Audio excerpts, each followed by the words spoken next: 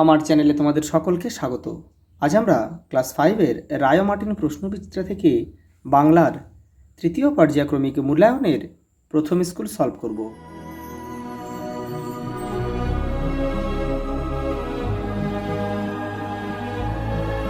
দেখো প্রথম স্কুল, যারা পরিবেশ অঙ্ক দেখোনি তারা চ্যানেলের প্লেলিস্টে যাবে, ওখানে কিন্তু দেওয়া রয়েছে। দেখো প্রথম প্রশ্ন, সূর্যকুমার সেন ছিলেন অপশান ক উমাতারা হাই স্কুলের শিক্ষক। রবীন্দ্রনাথের পিতা যখন বাড়ি থাকতেন তার জায়গা ছিল তেতালার ঘরে। অপশান খ আমাদের সঠিক উত্তর। পরেরটা দেখো, তাল নবমী গল্পে নেপাল ও গোপালের বয়সের ব্যবধান কত? দেখো নেপালের বয়স ছিল হচ্ছে 12 বছর আর গোপালের ছিল 10 বছর, তারা দুজনের বয়সের পার্থক্য হচ্ছে 2 বছর। বোম্বাগড়ের রাজা কবিতায় পাউরুটিতে পেরেক ঠোকে এবার কেন রানীর দাদা? তাহলে এখানে হবে রানীর দাদা আমাদের উত্তর হবে। একলা কবিতায় কবি যখন একলা থাকেন তখন তার সঙ্গে কে থাকে? সবুজ গাছপালা। মুক্তির মন্দির সোপানতলে গানটি লিখেছেন মোহিনী চৌধুরী।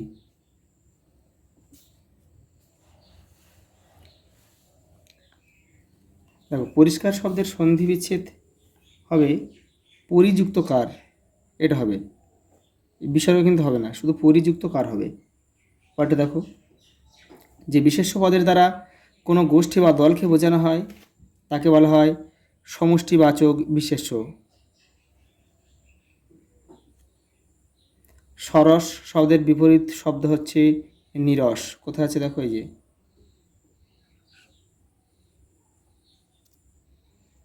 পরের প্রশ্ন দেখো, মিশ কালো শব্দটি একটি বিশেষণ।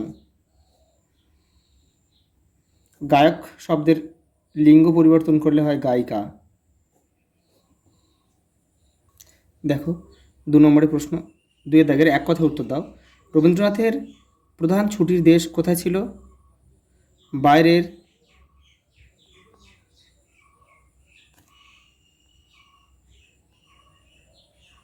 খোলা ছাদ। দেখো পরের প্রশ্ন, তাল নবমীর ব্রত হবে কোন বারে? মঙ্গলবারে।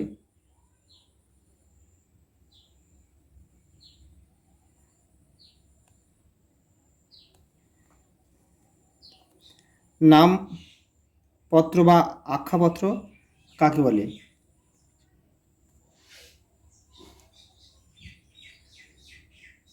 বইয়ের যে পাতায় নাম ছাপা থাকে।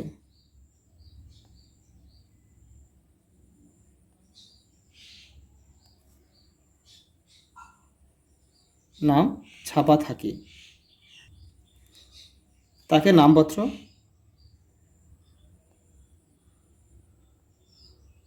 বলে। এটা তোমাদের বইয়ের একদম শেষে বই পড়ার কায়দা কানুন যেখানে রয়েছে ওখানে কিন্তু রয়েছে, পাবে তোমরা এটা।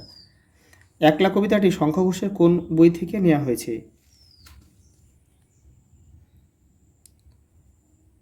আমায় তুমি লক্ষ্মী বলো, এটা কবিতার বই থেকে নেওয়া হয়েছে। দেখো পরেরটা, রাজার পিসি কি নিয়ে ক্রিকেট খেলে? কুমড়ো।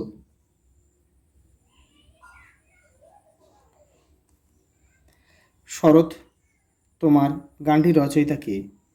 রবীন্দ্রনাথ ঠাকুর।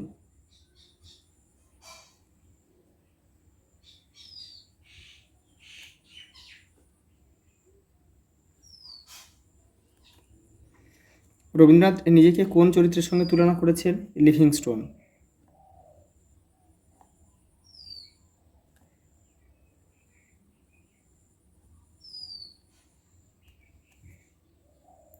দেখো পরের প্রশ্ন 3-এর দাগে, কে কিভাবে জটি পিসিমাকে তাল জোগাড় করে এনে দিয়েছিল? দেখো রায় মার্টিন 144 নম্বর পেজে রয়েছে। দেখো এই যে এটা দেখো, কে কীভাবে জটি পিসিমাকে তাল জোগাড় করে এনে দিয়েছিল, এখান থেকে তোমরা লিখবে এই পর্যন্ত। পরের প্রশ্ন দেখো, আগুন লাগিয়েছে টেলিফোন আর টেলিগ্রাফের অফিসেও, কারা এমন করেছিল, কেন করেছিল? রায়ট মার্টিন 120 নম্বর পেজ, দেখো এই যে 120 নম্বর পেজ, এই যে একদম শেষের দিকে রয়েছে, দেখো এই যে এখান থেকে তোমরা এই পর্যন্ত লিখবে।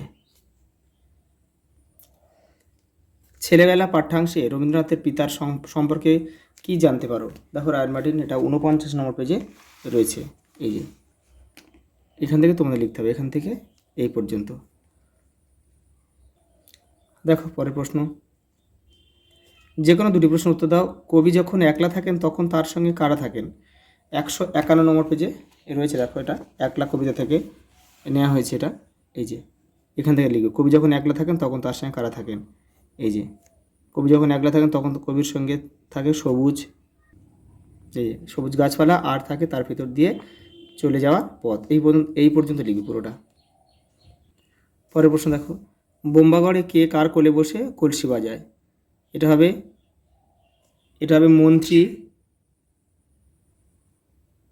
মন্ত্রী রাজার কোলে বসে কলসি বাজায়। রাজার খুড়ো কি করেন? রাজার খুড়ো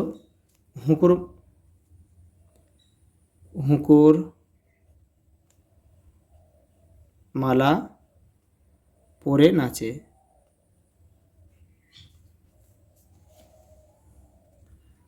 কবি কোন বিষয়কে মস্ত আশীর্বাদ বলেছেন? তোমাদের বইয়ে দেখো রায়ট মার্টিনে 152 নম্বর পেজে রয়েছে, এ দেখো কবি কোন বিষয়কে মস্ত আশীর্বাদ বলেছেন? একলা কবিতায় শঙ্খ ঘোষ তার মাথার উপর গাছের পাতা ঝরে পড়াকে মস্ত আশীর্বাদ বলেছেন। বর্ষা রাতে গোপালের দেখা স্বপ্ন কীভাবে মিথ্যা হয়ে গেল তা গল্প অনুসরণে লেখো। রায়ট মার্টিন 144 নম্বর পেজ, দেখো এই যে এখান থেকে তোমাদের লিখতে হবে যে বর্ষা রাতে গোপালের দেখা স্বপ্ন কীভাবে মিথ্যা হয়ে গেল, এখান থেকে তোমার লিখবে, এখান থেকে এই পর্যন্ত। পরের প্রশ্ন দেখো, ইংরেজদের অত্যাচারের বিরুদ্ধে মানুষ কিভাবে মাস্টারদার নেতৃত্বে রুখে দাঁড়িয়েছিল? 116 নম্বর পেজ, দেখো রায়ট মার্টিনে, এই যে এখান থেকে তোমাদের লিখতে হবে, এখান থেকে এই পারেও কিছুটা কিন্তু রয়েছে, এই যে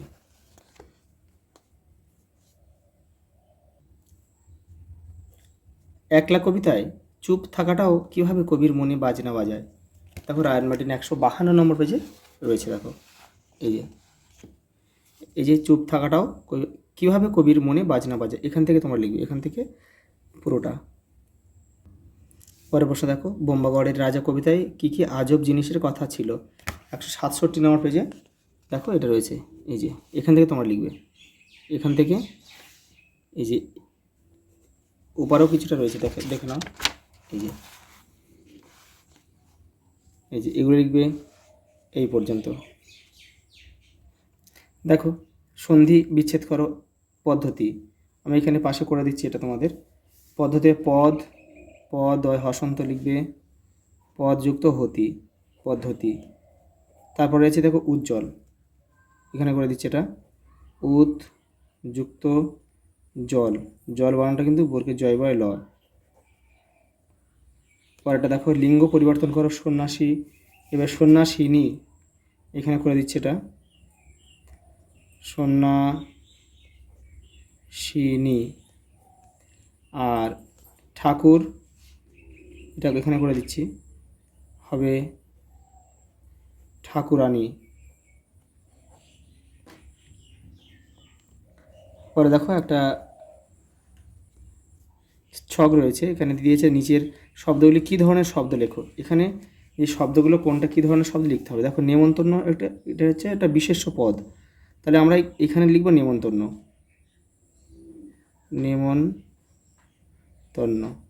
দেখো তারপরে কী আছে, দিয়েছিল মানে দিয়েছিল অর্থাৎ ক্রিয়া, মানে এটা আমরা লিখব, এখানে দিয়েছিল লিখব। তারপরে দেখো প্রকাণ্ড, এটা বিশেষণ হবে এটা, আর তিনি হচ্ছে সর্বনাম পদ।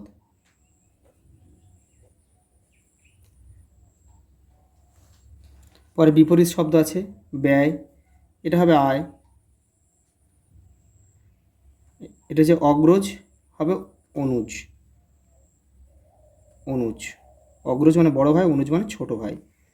দেখো এটা এগুলো তোমরা নিজেরা করবে, তবুও দেখো আমি তোমাদের এটা করে দিচ্ছি। পুজোর ছুটিতে তুমি কীভাবে তৃতীয় পর্যায়ক্রমিক মূল্যায়নের প্রস্তুতি নিয়েছো সে বিষয়ে বন্ধুকে একটি চিঠি লেখো। দেখে নাও।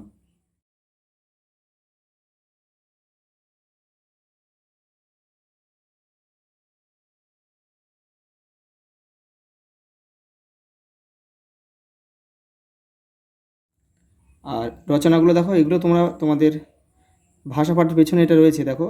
প্রবন্ধ রচনা করো, শীতকাল এবং শীতের সকাল এবং বাংলার উৎসব। এই বাংলার উৎসবটা তোমাদের ভাষা পাঠের 58 নম্বর পেজে রয়েছে, এটা একটু দেখে নাও। এই যে দেখো বাংলার উৎসব, এটা তোমরা ভালোভাবে করবে। এই যে এই পর্যন্ত, আজ এই পর্যন্ত, দেখা হবে পরের ভিডিওতে।